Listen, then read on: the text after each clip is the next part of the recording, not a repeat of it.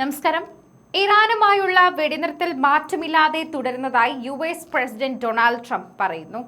ശരിക്കും പറഞ്ഞാൽ ഇറാനുമായുള്ള വെടിനിർത്തൽ ഇവരുടെ പക്കലുണ്ടെങ്കിലും അതിവർ പറയുന്നുണ്ടെങ്കിലും ഇവരെ സംബന്ധിച്ച് യഥാർത്ഥത്തിൽ വെടി നിർത്തുന്നില്ല. വെടിനിർത്തുകയാണ് എന്ന് പറഞ്ഞ് ഇറാനെ സമാധാനിപ്പിച്ച് ഇറാൻ അവരുടെ പഴയ ജീവിതത്തിലേക്ക് തിരികെ പോകുമ്പോൾ അവിടേക്ക് ഇവരുടെ ആയുധങ്ങൾ എത്തുന്നു, അല്ലെങ്കിൽ അപ്രതീക്ഷിതമായ ആക്രമണങ്ങൾ എത്തുന്നു. ഇറാനുമായുള്ള വെടിനിർത്തൽ ഇന്നലെ ആയിരുന്നു, ഇന്നില്ല എന്ന് പറയുന്നു. ഇത്തരത്തിൽ തന്നെയാണ് ഗസയിലെ ഓരോ മുക്കും മൂലയും ഇസ്രായേൽ അടിച്ചെടുത്തത് എന്ന് നമുക്കറിയാം. അതുപോലെ ആയിരിക്കില്ല ഇറാൻ. ഗസയിലെ പാവപ്പെട്ട ജനങ്ങളെ പോലെ ഇറാൻ മിണ്ടാതിരിക്കില്ല. ഇറാന്റെ അവിടെയുള്ള ആയുധ ശേഖരണം അറിയുന്ന ഓരോരുത്തർക്കും അറിയാം, ഗസയെ നിങ്ങൾ നശിപ്പിച്ചതുപോലെ, ഗസയെ നിങ്ങൾ ചതിച്ചതുപോലെ ഒരിക്കലും നിങ്ങൾക്ക് ഇറാനെ ചതിക്കാനാകില്ല. ഹോർമുസ് കടലിടുക്കിൽ നടന്ന ആക്രമണങ്ങളുടെ പശ്ചാത്തലത്തിലാണ് ട്രംപിന്റെ പ്രതികരണമുള്ളത്. എത്രയും വേഗം ഇറാൻ ഒരു കരാറിൽ എത്തണമെന്ന് ട്രംപ് ആവശ്യപ്പെട്ടിട്ടുണ്ട്. ചിലപ്പോൾ കരാർ ഉണ്ടാകാം, ഇല്ലാതിരിക്കാം. തന്നേക്കാൾ കരാർ ആഗ്രഹിക്കുന്നത് ഇറാൻ തന്നെയാണെന്ന് ട്രംപ് കൂട്ടിച്ചേർത്തു. അമേരിക്ക ഒരു ഊർജ പ്രതിസന്ധിയും നേരിടുന്നില്ല.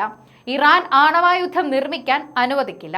ഇറാന്റെ ആക്രമണം അതിജീവിച്ച് ഹോർമൂസിൽ തന്ത്രപ്രധാന കേന്ദ്രം മറികടക്കാൻ അമേരിക്കയുടെ 3 പടക്കപ്പലുകൾക്ക് കഴിഞ്ഞതായും ട്രംപ് അവകാശപ്പെട്ടു. ഇറാനുമായി ചർച്ച നടക്കെ ഹോർമൂസിൽ കപ്പലുകൾക്ക് സുരക്ഷയൊരുക്കുന്ന ഓപ്പറേഷൻ ഫ്രീഡം പദ്ധതി നടപ്പാക്കരുതെന്ന് പാകിസ്ഥാൻ ആവശ്യപ്പെട്ടതായി ട്രംപ് വെളിപ്പെടുത്തി. അതേസമയം തങ്ങളുടെ എണ്ണക്കപ്പൽ ആക്രമിച്ച US പടക്കപ്പലുകൾക്ക് നേരെ ശക്തമായ മിസൈൽ ആക്രമണം നടത്തിയെന്ന് ഇറാനും അറിയിച്ചു. ഹോർമൂസ് പ്രതിസന്ധിയിൽ രക്ഷാസമിതിക്ക് മുൻപാകെ അമേരിക്ക കൊണ്ടുവന്ന ഇറാനെതിരായ പ്രമേയത്തിൽ ഭേദഗതി വരുത്തിയിട്ടുണ്ട്. പുതുക്കിയ കരട് പ്രമേയം രക്ഷാസമിതിയിലെ അംഗരാജ്യങ്ങൾക്കിടയിൽ വിതരണം ചെയ്തു. റഷ്യ, ചൈന രാജ്യങ്ങൾ വീറ്റോ ചെയ്യുന്നത് ഒഴിവാക്കാനാണ് ഭേദഗതിയെന്ന റിപ്പോർട്ട്. പശ്ചിമേഷ്യയിലെ US സൈനിക കേന്ദ്രങ്ങളിൽ ഇറാൻ നടത്തിയ ആക്രമണങ്ങളിൽ പുറത്തു വന്നതിനേക്കാൾ വലിയ നാശനഷ്ടങ്ങൾ സംഭവിച്ചിട്ടുള്ളതായി ഉപഗ്രഹ ചിത്രങ്ങളെ അടിസ്ഥാനമാക്കി വാഷിംഗ്ടൺ പോസ്റ്റ് റിപ്പോർട്ട് ചെയ്തിട്ടുണ്ട്. ഫെബ്രുവരിയിൽ ആരംഭിച്ച സംഘർഷത്തിനു ശേഷം അമേരിക്കയുടെ ഏകദേശം 228 സൈനികാസ്തികളെങ്കിലും ഇറാൻ തകർക്കുകയോ സാരമായ കേടുപാടുകൾ വരുത്തുകയോ ചെയ്തിട്ടുണ്ട്. ഇതിൽ വിമാനങ്ങൾ, ഹാഗറുകൾ, ഇന്ധന ഡിപ്പോകൾ, റഡാർ സംവിധാനങ്ങൾ എന്നിവ ഉൾപ്പെടുന്നു.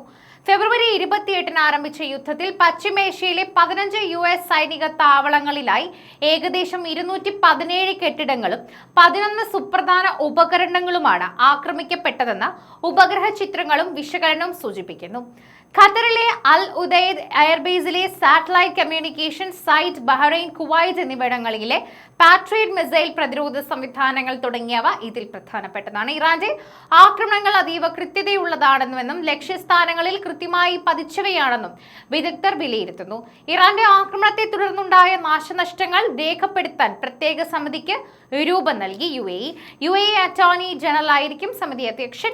UAE വൈസ് പ്രസിഡന്റും ഉപപ്രധാനമന്ത്രിയായ പ്രസിഡൻഷ്യൽ കോ ചെയർമാനുമായ Sheikh Mansour bin Zayed Al നഹ്യാനാണ് പ്രഖ്യാപനം നടത്തിയത്.